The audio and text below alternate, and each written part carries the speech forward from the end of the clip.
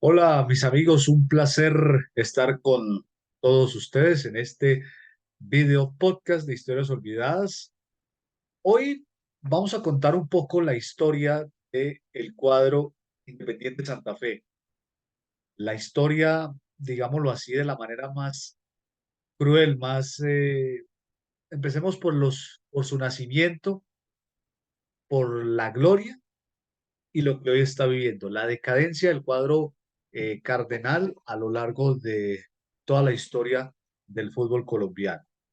Pero antes de comenzar un poco este podcast, quiero contarles que ya la Federación Colombiana de Fútbol dio a conocer la nómina de convocados para la Selección Colombia y la buena noticia de la liberación del padre de Luis Díaz, Luis Manuel Díaz, que estuvo varios días privado de la libertad por parte de los mequetrefes del ELN y que según las cifras de varias organizaciones y del gobierno nacional, tiene a 30 personas secuestradas por este grupo guerrillero. Pero déjenme contarles un poco quiénes son los convocados para estas eliminatorias que enfrentaremos ante Brasil y Paraguay.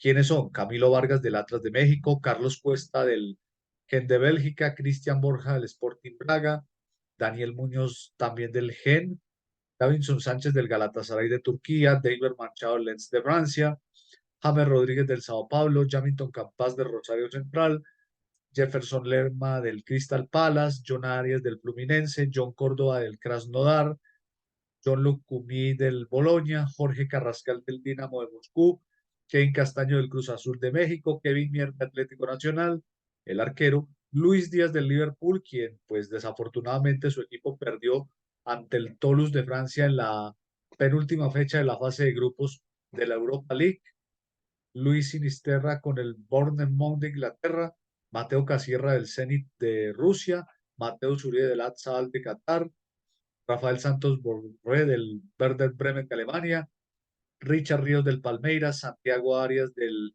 Cincinnati, Wilmer Dita, Willer Dita del Cruz Azul mexicano, Yasser Asprilla del Watford de Inglaterra y Gerson Mosquera del Cincinnati de Estados Unidos. No olvidemos que Colombia recibirá el próximo jueves a las 7 de la noche a Brasil en el Metropolitano y el 21 del mismo mes jugará de visitante ante los paraguayos en el Defensores del Chaco a las 6 de la tarde.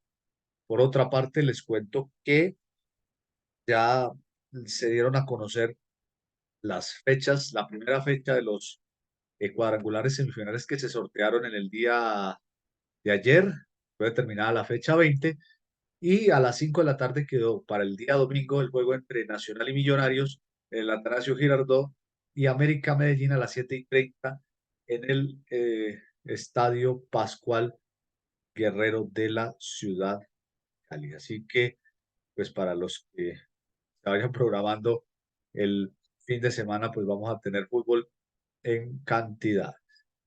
Y quedaron partidos sueltos para el día lunes festivo 13 de noviembre, afortunadamente feriado. Quedó el juego Deportivo Cali Águilas Doradas a las 5 de la tarde y Deportes Tolima ante el Junior de Barranquilla a las 7:30 de la noche. Así que, pues, vamos a hablar de todo esto y, pues, lamentablemente, pues Santa Fe, pues, no está en la fiesta de los ocho mejores. Una pésima campaña que hizo este año. Hubo muchas cosas, pero hoy les vamos a contar un poco la historia olvidada de este equipo, del por qué está así y del por qué está viviendo el peor momento y qué poder tiene el señor Luis Eduardo Méndez, el gran responsable de esta crisis deportiva que tiene Santa Fe, porque recordemos que el equipo ya fue saneado financieramente. Los informes dicen que la deuda está en 15.000 millones de pesos. Pero vamos a contarla así. No ha sido un buen año para Independiente Santa Fe. Quedó eliminado del torneo profesional colombiano. También fue eliminado de la fase de grupos de la Copa Suramericana. Y esto ha generado la protesta de muchos hinchas que han exigido la renuncia de Eduardo Méndez. ¿Y qué papel juega el anterior presidente, César Pastrana. Esta es la historia olvidada del nacimiento, la gloria y la decadencia económica y ética de Independiente Santa Fe. Yo soy Raúl Sánchez Parada. Esto es Historias Olvidadas.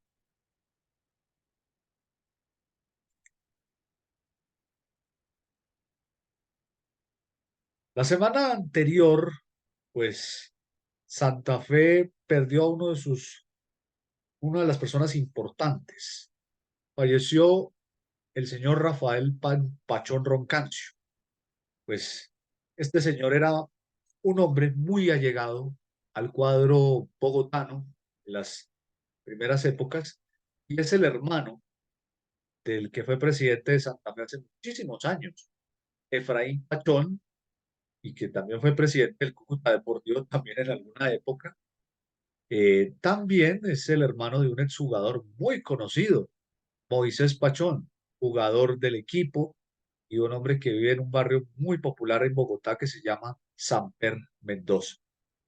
Bien, el caso de Rafael Pachón es una historia bastante vieja. Este hombre fue muy allegado al cuadro cardenal, como les dije, y hace muchos años fue capturado por la Dijín en el norte de Bogotá y pues hay que recordar el pasado, porque el pasado no perdona. Él fue el que acercó a jugadores como Freddy Rincón y Wilber Cabrera y otras figuras de la época que muestran que se fueron después a la América por trasteo de la familia Rodríguez Orejuela. Pues esto había demostrado la ambivalencia que había tenido el cuadro cardenal en medio de las glorias deportivas y de una mano de problemas de temas. No olvidemos que este mismo personaje, Rafael Pachón, fue protagonista de una denuncia que hizo en el 2015 el programa Los Informantes del canal Caracol, donde el señor Edgar Cortés manifiesta que les ofrecían plata a algunos jugadores para jugar ahí y que además terminó involucrando al entonces presidente del cuadro cardenal, César Pastrana. Del mismo modo, el señor Cortés, en un diálogo con el periódico El Tiempo, en donde manifiesta, y voy a citarlo cómo está, dice, Ricardo Pachón vino a mí a preguntarme que me parecía el jugador Méndez, ecuatoriano, Edinson Méndez, a lo cual le respondí que era un jugador interesante, capitán de la selección ecuatoriana y que podría servirle al Santa Fe. Esa fue la famosa historia de esas denuncias, aquellas en las que estaba involucrado Independiente Santa Fe. Pero vayamos a lo más beligerante de la historia. Cuando Santa Fe nació, fue el primer equipo, el primer campeón del fútbol colombiano en 1948. Y ese equipo, recuerden ustedes cuando lo fundaron gente muy importante de, de esta, de esta región, de Bogotá. Me acuerdo un nombre muy famoso, me acuerdo del nombre de Eusebio de Mendoza, que murió en el 2015. También me hizo acordar también de otros dirigentes que han pasado por la gran historia del cuadro cardenal y que tenían un ambiente de esos abolengos de la historia. Pero para explicarles un poco cómo era la historia de Independiente Santa Fe en algún momento estuvo relacionado, y esto vale la pena investigar, lo relacionaron mucho con el Partido Liberal, lo relacionaron con Jorge Eliezer Gaitán, que era un hombre de las clases populares de Bogotá y que además también hay que mirarlo desde todo punto de vista. Santa Fe estaba absolutamente involucrado en muchas cosas en donde el rojo lo mencionaban mucho con el liberalismo y el tema con la clase obrera y trabajadora de ese entonces. El equipo cardenal nació en el Café del Rin, en el centro de la ciudad, pero se constituyó el equipo en el Gimnasio Moderno de Bogotá en el año 41. Entonces ahí para que vayan entendiendo un poco la historia. Llegaron grandes abolengos al cuadro cardenal. En algún momento estuvieron figuras importantes, como por ejemplo, les voy a mencionar unas, por ejemplo, el nombre de este que es bastante familiar y particular en la historia del cuadro bogotano, Daniel Samper Pizano. Daniel Samper Pizano, para los que no lo tienen presente, fue directivo del cuadro cardenal en algún momento, entre el 75 más o menos, y Guillermo La Chiva Cortés, quien fue el presidente, por supuesto. Con con esa junta directiva invirtieron un gran dineral y quedó campeón en el 75, ¿sí? Un equipo maravilloso que recuerdan ustedes con Cañón, el Cacaco Rodríguez y con unas grandes leyendas que la gente recuerda en algún momento de la historia. Si tienen la historia, ahí está. Los libros de don Guillermo Ruiz Bonilla están contextualizados de cómo se creó la historia de Independiente Santa Fe a lo largo de la época de los hechos.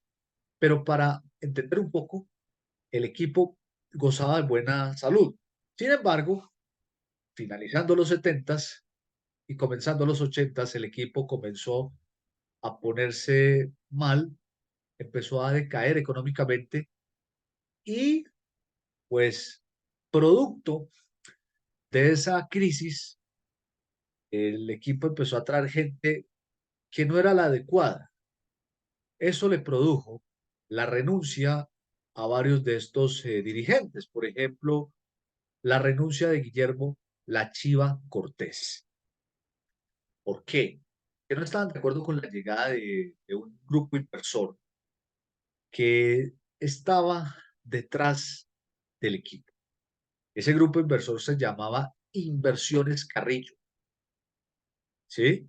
El grupo Inverca, que era un grupo muy importante, muy vallecaucano, en donde se encontraba la historia de que uno de esos personajes que manejaba el verdadero poder en Santa Fe se llamaba Fernando Carrillo.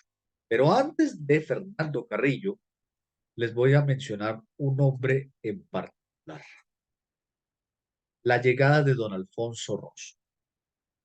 Esa crisis, cuando la Chiva Cortés se fue, Alfonso Rosso asume la presidencia y debido a esos manejos equivocados en la negociación con jugadores extranjeros y sin la debida orientación, se generaron las pérdidas económicas. Hubo una historia de una pugna entre Gabriel Camargo, quien después se volvería el amo y señor del Deportes Tolima, tristemente fallecido, vamos para un año su partida, tuvo una disputa con Carrillo. Les dije, ustedes saben toda la historia. Mi padre, por ejemplo, vivió, trabajó con Carrillo en algún momento y mi padre se le paró de frente a este personaje y demostró que era un Gandhi gordo, que era una persona soberbia, que este personaje Carrillo se hacía un tratamiento para evitar los problemas de los riñones, estaba muy enfermo, en fin. Pero la historia es esta. Primero, este señor le cedió al Carrillo, le cedió según las acciones a Camargo, pero se marchó Gabriel Camargo con todo el pase de jugadores que, que súbitamente se quedaron sin futbolistas, sin ninguna sede deportiva y sin ningún elemento de transporte hasta ahí. Y hubo una pérdida de dinero impresionante.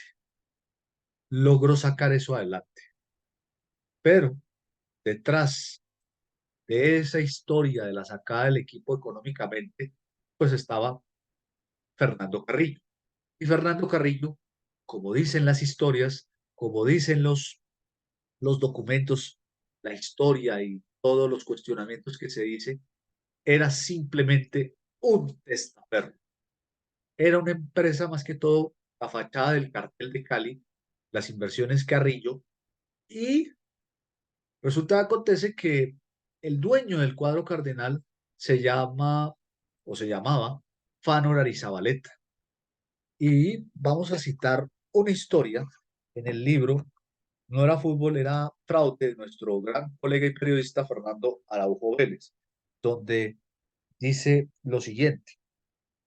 A mediados de la década de los 80, Santa Fe pasó a ser propiedad de Silvio y Fanor Arizabaleta Arzayús, reconocidos mafiosos del Valle del Cauca que tenían estrechas relaciones con el cartel de Cali y con el cuadro América de Cali. Yo varias veces les he contado aquí en estos podcasts y en capítulos pasados esas relaciones que existieron entre Millonarios con Rodríguez Gacha y que lo vamos a hablar la próxima semana en nuestro podcast de historias olvidadas sobre también de la historia de Millonarios, de la época en que era un equipo en que fue campeón en el 49 y que tuvo un proceso maldito por la época del narcotráfico y de hoy cómo está el cuadro azul de la capital. También lo que vivió Nacional con los Botero, con el Medellín, con otros clubes que se los hemos contado aquí en varios de estos podcasts. Pero bueno, estos jugadores de ese equipo pasaban al conjunto capitalino sin ningún problema y los de Santa Fe iban al América por sumas absolutamente irrisorias. Jugadores como Eduardo Niño, Wilmer Cabrera, Jorge Eduardo Balvis, Jorge Angulo y el mismo Freddy Rincón. ¿Eh? ¿Eh? Entonces ahí se dan cuenta ustedes de, del por qué este tipo de personajes. Y quiero mostrarles estos personajes como el señor eh, Fano Nariz Zabaleta hacían parte de esa cúpula nefasta del cartel de Cali. Ustedes ven en este portal de Se Buscan, aquí está toda la cúpula del cartel de Cali, donde aparece Gilberto Rodríguez Orejuela, apodado el ajedrecista, que ha fallecido, Miguel Rodríguez Orejuela, y los que eran detrás de estos patrones eran los que estaban con él. José Santa Cruz Londoño, alias Chepe, Elmer Pacho Herrera, Víctor Patiño Fonque, alias el Papi o el Químico, y aquí en esta imagen está Fanor Arizabaleta, el dueño de Independiente Santa Fe. Y por último aparecía Henry Loaiza, el Alacrán. Entonces, ¿cómo se puede dar uno cuenta de que este tipo de personajes aparecían como almas en pena? No sabemos. Pero lo cierto es que estas personas eran, era toda la cúpula del cartel de Cali, que no solamente se había apropiado de la América de Cali, de muchos negocios, sino que también estaba metido con el cuadro Independiente Santa Fe.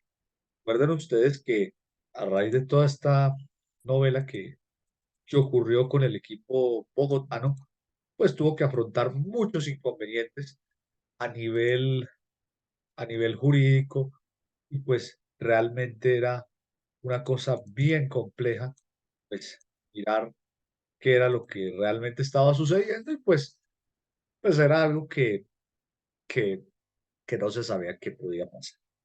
Pero bueno, basándonos un poco en que esa parte ética de Santa Fe se veía tan permeada, vamos con el nombre de otro personaje siniestro. Y este personaje que les voy a hablar es el famoso César Villegas Arciniega. Ustedes pueden ver, fue presidente de Santa Fe en alguna época, en el año 85. Y muchos me dirán, ¿quién es él? Pues este señor César Villegas era un narco, pero de narcos. ¿Sí? Ese era un narco, pero tremendo, tremendo, tremendo, tremendo. Era de un corte vulgar, elegante en todos los sitios de Bogotá, se la pasaba por el Nogal, por diferentes sectores de la capital, posando de un gran ejecutivo, de un empresario, viajes a Europa, viajes a diferentes regiones, como un rey, viajaba como un rey. Pero era una época más virulenta y de las peores que tenía el cuadro Independiente Santa Fe. Pero miremos quién es este. César Villegas tuvo una carrera meteórica en la vida política y en el fútbol. No se podría resumir toda esta historia desde mediados de 1985. Bien, pues para entender de dónde viene César Villegas, no olvidémoslo que él fue el director de la Aeronáutica Civil.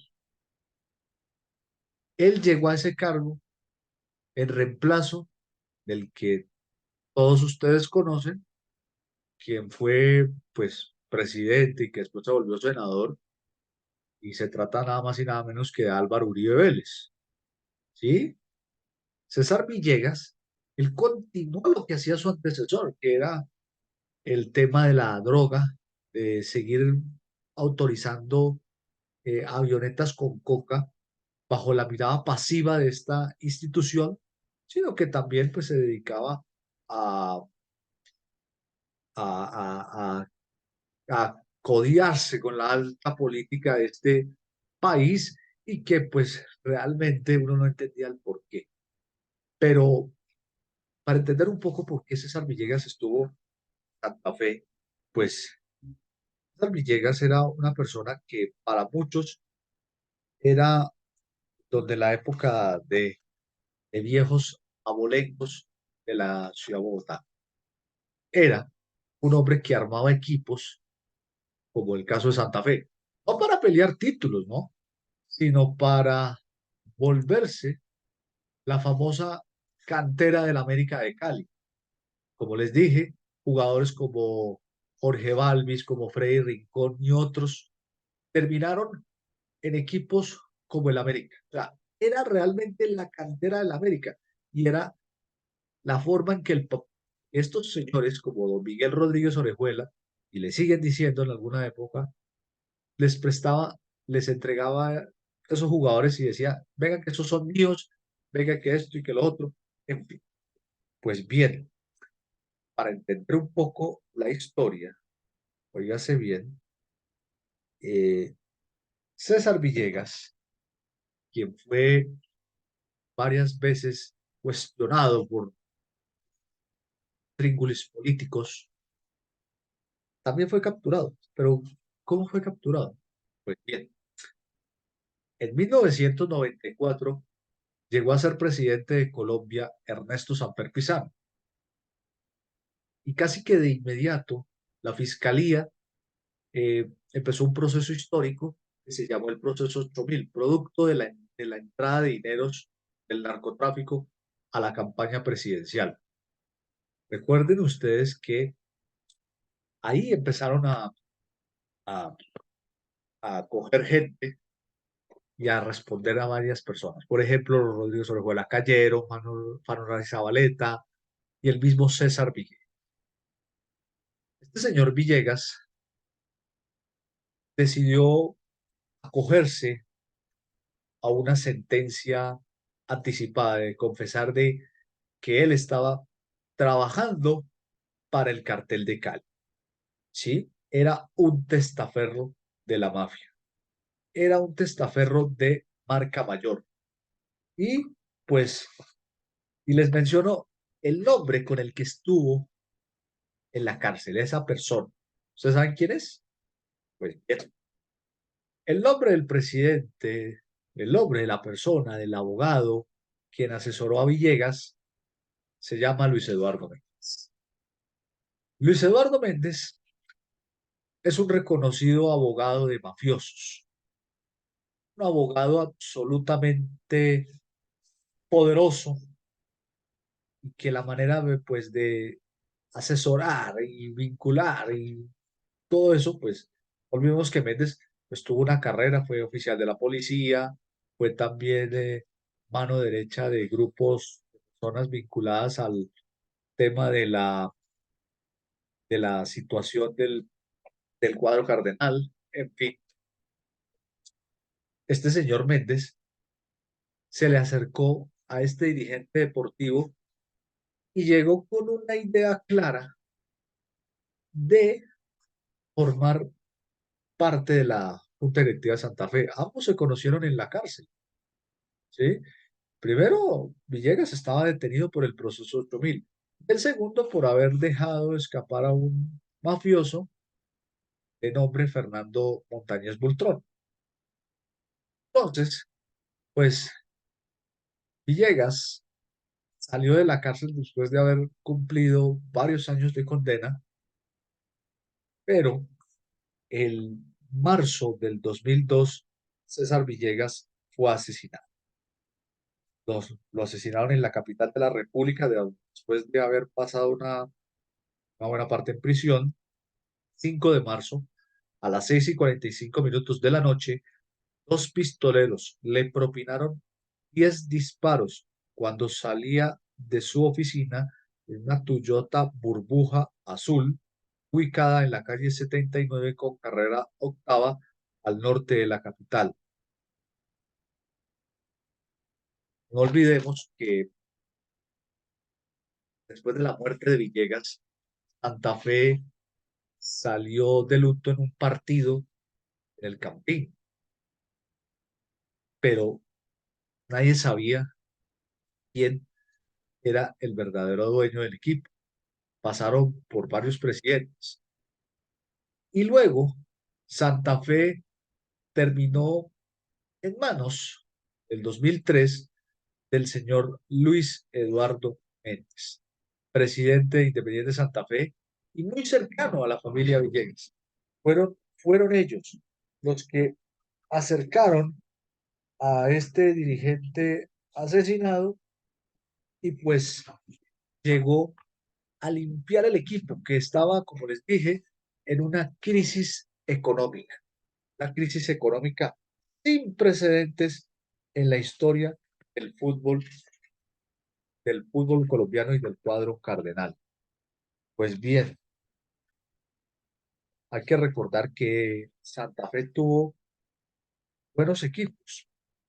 Después de haber hecho todo un proceso, pues Santa Fe llegó a una final por primera vez, después de tantos años, después ¿qué?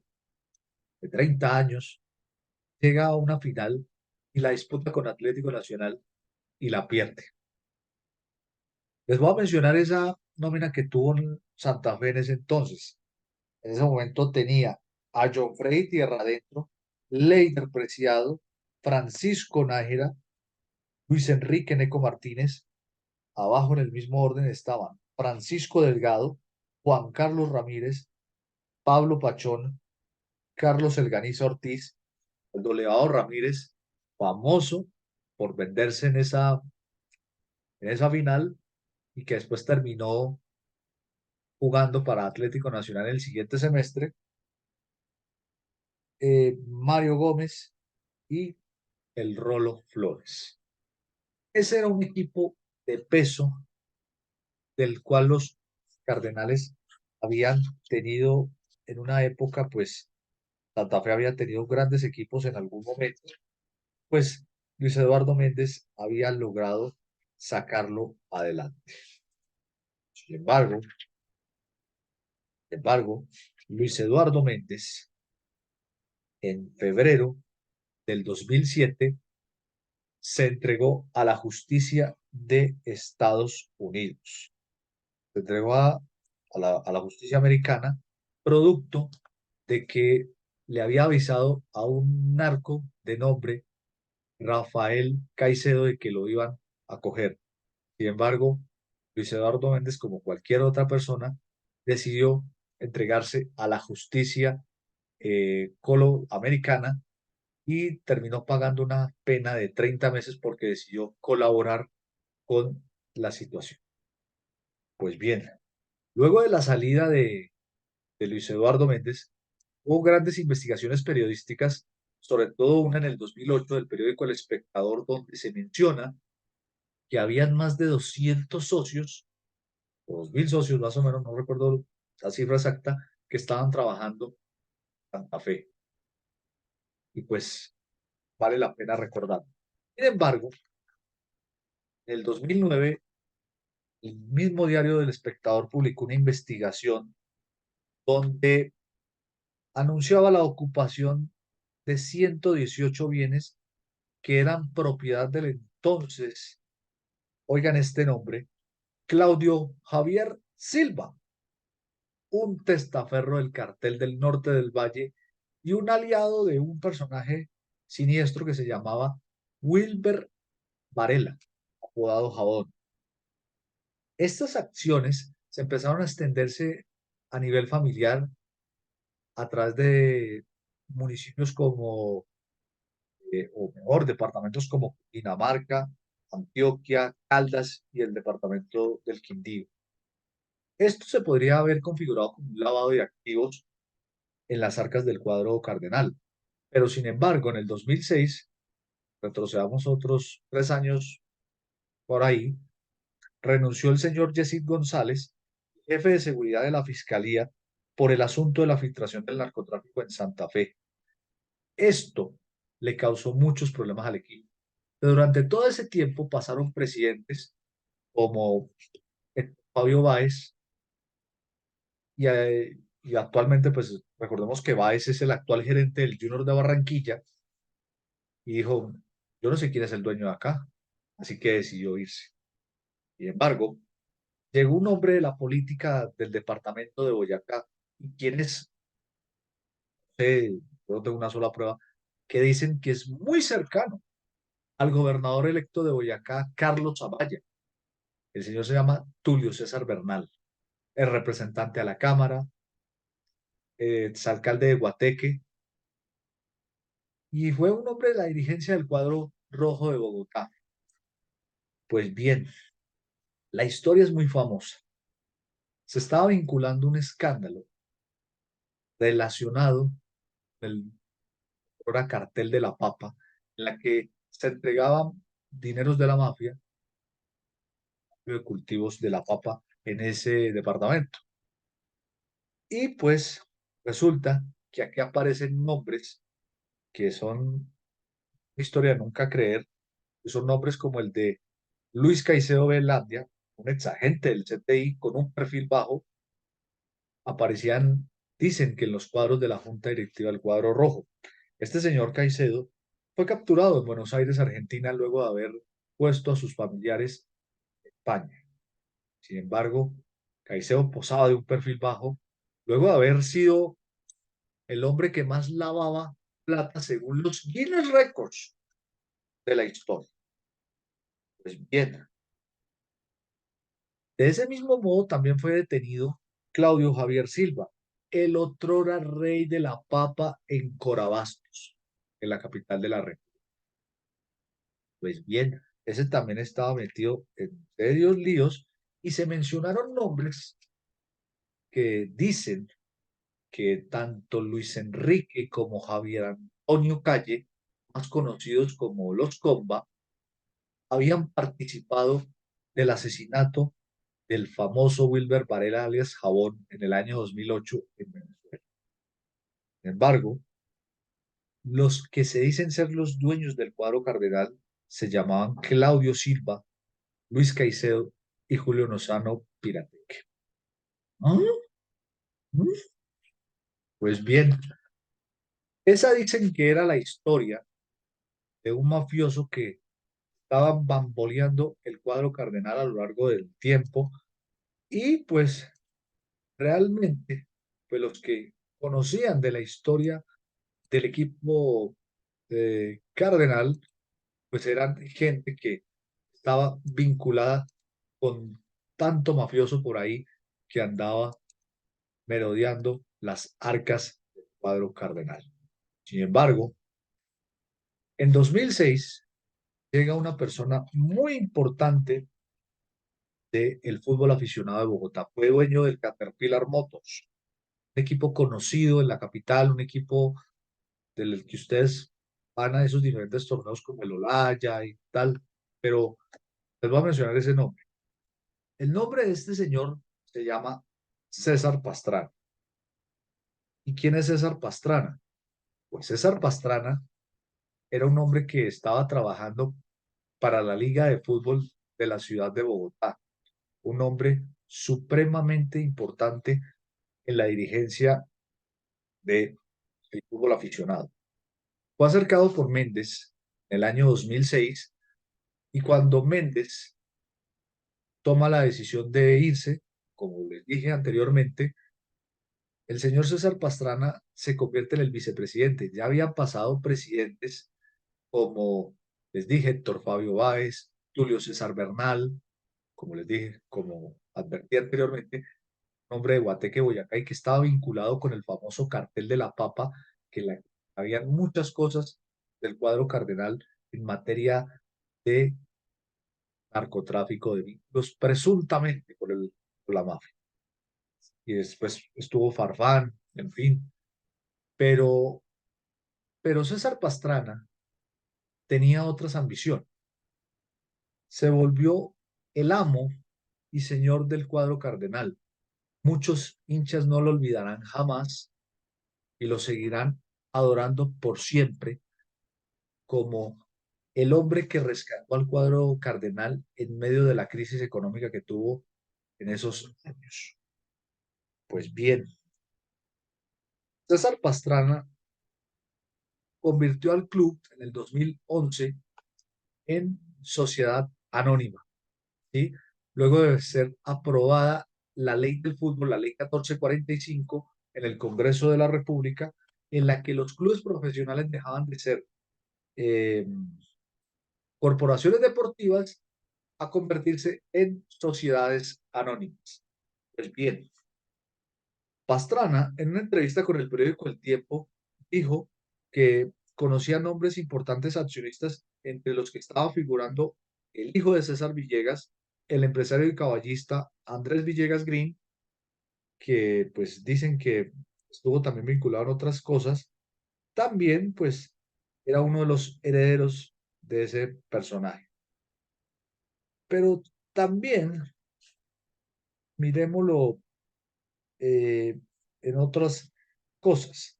César Pastrana hizo equipos de medianía, así de media tabla, para después potencializarlos y llevar al cuadro cardenal después de 37 años a ser campeón del fútbol profesional colombiano.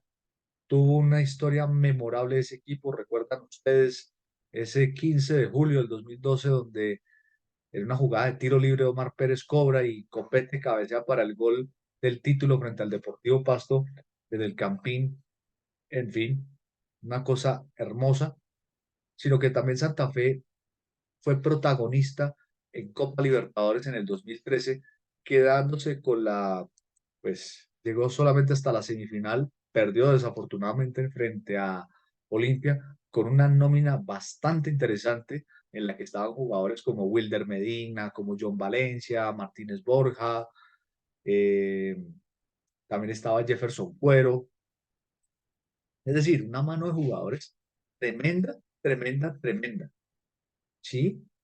Y Santa Fe tuvo también en alguna época, pues, un título, el más importante, la Copa Suramericana, un torneo que muchos hinchas no olvidarán luego de esa frustración dolorosa no haber logrado llegar a que sea una final de la Copa Libertadores. Pero fíjense que la vida es tan bonita que Santa Fe no solo logra esa Copa Suramericana, sino que también logra la Surugaban, lo que un equipo nunca había hecho en la vida. Pero también hay que ser muy claro. Santa Fe, pues, en medio de esa crisis intentó sanear sus finanzas, intentó lograr salvar al equipo de la crisis económica que se encontraba. Pero César Pastrana comete el error de prestar jugadores. ¿Sí? Se volvió un hombre de prestar jugadores y pues cosa que nadie estaba de acuerdo. Entonces, pero les pagaba el sueldito, ¿no? El sueldito para que no se autoengañen ustedes. Pero era esa forma así. Y eso era a cambio de que, a cambio de que Pastrana llegara a ser presidente de la división mayor del fútbol colombiano. Entonces, pues uno entiende por qué Santa Fe se quebró. Pues Pastrana, pues lo que hizo fue prestar jugadores así, así, así, así, así, así, así, y pues a cambio de que lo eligieran como presidente de la I Mayor. Lamentablemente no fue así. Pastrana se fue a la Federación Colombiana de Fútbol y de ahí para adelante se volvió pues un hombre muy importante, muy poderoso, pero además con todos esos ires y venires de lo que estaba pasando al interior de la dirigencia. Ya Luis Bedoya estaba en Estados Unidos respondiendo ante la justicia americana, eh, habían muchas cosas y además ya habían personas que ya estaban empezando a cobrar la libertad de manera inmediata. Sin embargo, César Pastrana decidió abandonar el fútbol, abandonar Santa Fe, y fue ahí cuando regresa el señor Luis Eduardo Méndez. Pero antes de Luis Eduardo Méndez, llegó un presidente que mucha gente no recuerda con mucho cariño. Se llama Juan Andrés Carreño, y pues en varias entrevistas dijo, sobre todo con un medio español que se llama AS, un medio deportes de Latinoamérica o Hispanoamérica, dijo que no había dinero para contratar jugadores.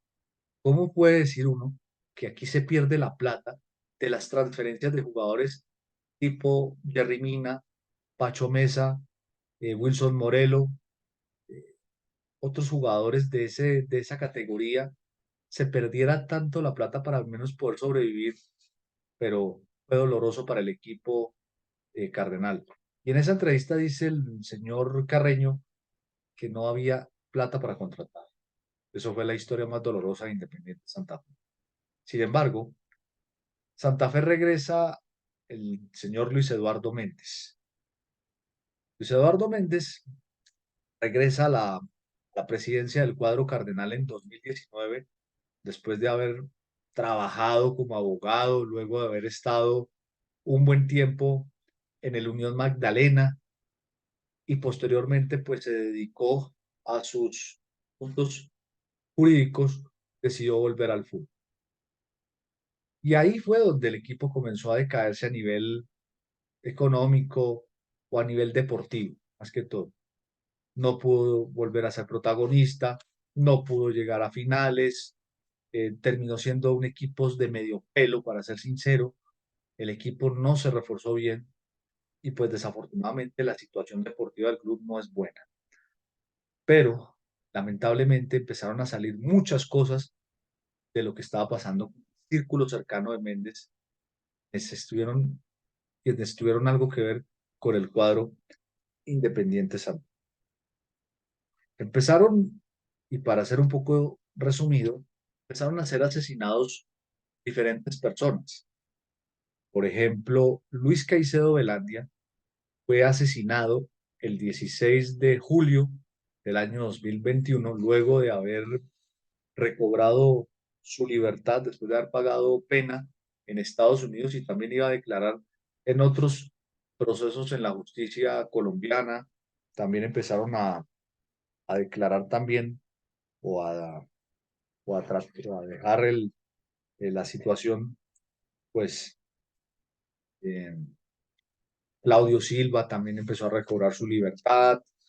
También empezaron a aparecer personas como Julio Lozano, ¿sí? Y esas personas empezaron a ser asesinadas. El señor Silva, el famoso rey de la papa, fue asesinado en Bogotá. Otra persona, como lo dije en un podcast pasado, Hernando Sánchez, también fue asesinado en la ciudad de Bogotá. Todo ese círculo empezó a ser torturado. Y empezaron a mencionar nombres como el de Julio Lozano, donde, ojo, Ojo, porque es una historia que cuenta en los audios que se revelaron, donde habla alias Otoniel de la muerte de Luis Caicedo. Y aquí se dijo que Julio Lozano lo había entregado a estos personajes. Pero me dirán, ¿qué tiene que ver el clan del Golfo aquí? Que no tiene nada que ver. Pero es que detrás de todo esto, dicen esas personas, es que el señor Julio Lozano tuvo mucho que ver en esto y pues ordenaron el asesinato de Luis Caicedo. También pasó este año, en febrero, con el caso de la muerte de su hermano, Juan Francisco Caicedo, alias La Pitoniza, o la Luz Ángel, como llaman. El señor Caicedo se dirigió a la sede administrativa de Santa Fe el 21 de febrero del año 2023.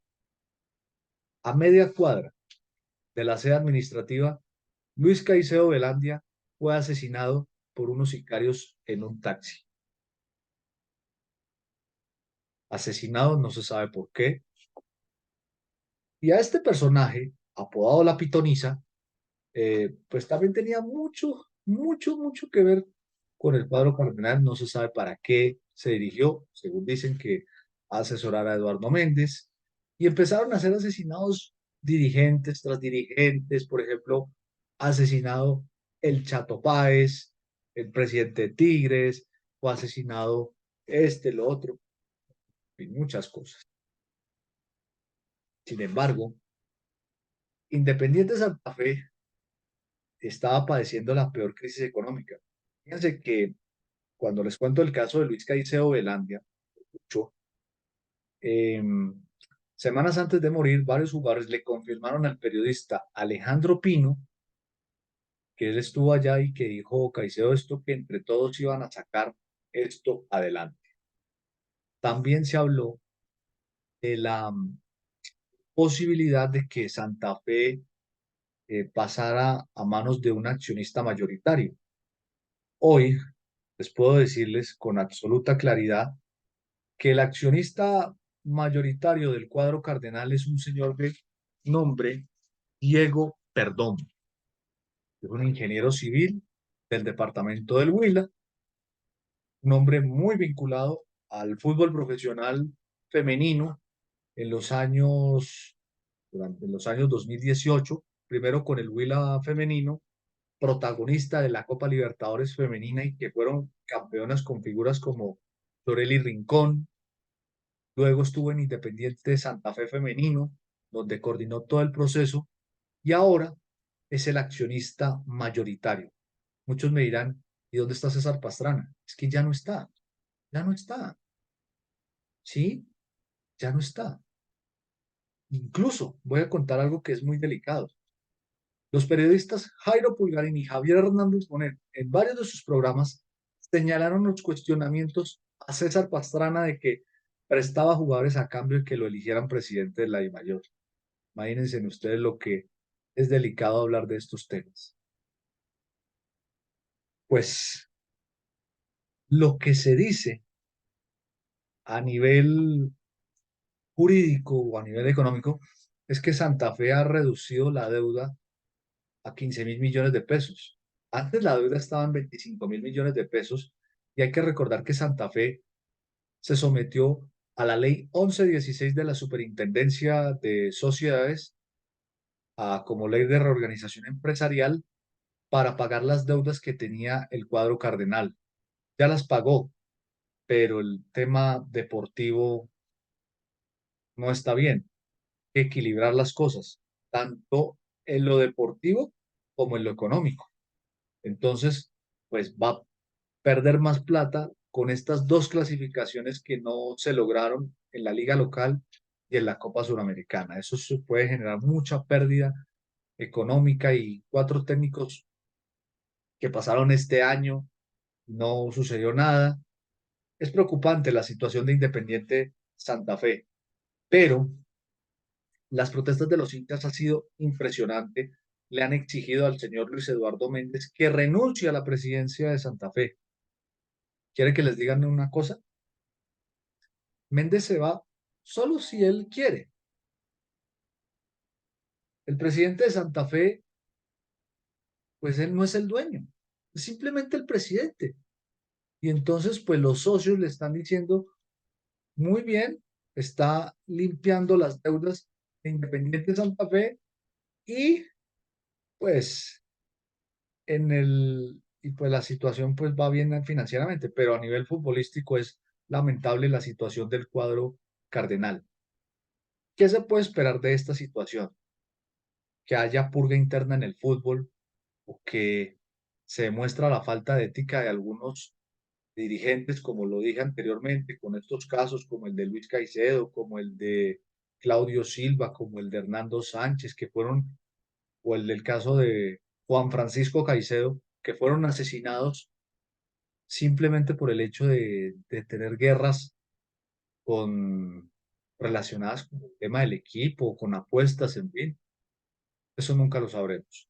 Pero lo cierto es que Independiente Santa Fe ha tenido que pasar de la gloria a la crisis, a la decadencia del cuadro cardenal, una situación que nunca se había visto a lo largo de los últimos años del fútbol colombiano. Y eso demuestra la falta de ética y de honestidad por parte de algunos directivos del fútbol colombiano que desafortunadamente pues no tienen ni decencia ni honestidad. Soy Raúl Sánchez Parada. Esto fue Historias Olvidadas. Bueno, ¿cómo les pareció? Esta es una historia que vale la pena contarle a la gente del por qué Santa Fe está en medio de esa crisis institucional, ética y deportiva, pues uno puede, ¿qué puede uno concluir? Pues lamentablemente Santa Fe no tuvo un gran año, hay que decirlo así, solamente este semestre de la Liga 2 solo ganó un partido de visitante y fue el clásico contra Millonarios. El resto fueron solo derrotas y empates. Lamentablemente no fue un buen balance para el equipo cardenal, una muy mala temporada y empezando por entrenadores que no dieron ni siquiera la talla. Ni Uber Poder dio la talla, ni este señor Peirano tampoco da la talla. Eh, Jugadores que no dieron pie con bola, como el caso de Aja, que es un pésimo jugador de fútbol. También jugadores que no dieron lo que se esperaba, como el caso de Cristian Marrugo, que para mí ya estaba de salida, y jugadores que realmente pues no tuvieron el nivel competitivo para lograr alzarse con varios torneos. Y pues lamentablemente pues la crisis del cuadro cardenal surtió mucho efecto, jugadores sin nivel, sin jerarquía. Y pues, ¿qué puede pensar uno? Que no solamente las investigaciones que le cursan al cuadro cardenal de gente que ha estado cuestionada al interior, sobre todo los nexos de personas con mala reputación, como les dije anteriormente, el caso de Caicedo, el caso de Lozano, de Silva y otras personas que han estado vinculadas al mundo de la delincuencia, pues tienen al equipo cardenal el borde de, puedo decir de manera muy cruel, al borde de su desaparición. Ojalá lleguen personas que sean competentes, sean de carrera, que sean de carrera, que logren sacar al equipo del atolladero que está, porque no solamente Santa Fe pasó la peor crisis administrativa, como les dije anteriormente, desde los años 80, cuando el narcotráfico lo filtró de manera más cruel. Dije lo de los Arizabaleta, después lo de Villegas, y luego todo esto que vino sucediendo a lo largo de los últimos años, pues es una muestra de que el cuadro Independiente de Santa Fe no sabe para dónde va. Es una muestra demasiado absurda, mentirosa y pues ojalá que se tomen medidas contra la situación que tiene Independiente Santa Fe y pues ojalá pues se haga para el próximo año un nuevo proyecto deportivo y que no decepcione más a la hinchada, porque la hinchada lo que quiere es resultados y lo que quieren es títulos. Bueno, este fue mi video podcast el día de hoy de Historias Olvidadas. Era una historia que quería contarles por primera vez sobre la historia de Independiente Santa Fe en el capítulo número 5. El audio estará publicado en los próximos días, pero este video va a estar publicado en mi cuenta de YouTube. Así que gracias a todos ustedes y pues les deseo lo mejor y la próxima semana otra historia olvidada. Y les voy a hablar de un equipo que pasó de estar, pasó de tener los primeros 10 títulos de manera limpia, que luego lo terminó comiéndoselo el narcotráfico y posteriormente hoy es una empresa, una multinacional que puede llegar a objetivos claros como ganar títulos o ganar la Copa Libertadores. Pues bien, a todos ustedes muchas gracias. Les deseo lo mejor de lo mejor y queda este podcast ahí en YouTube para ustedes. Un abrazo para todos.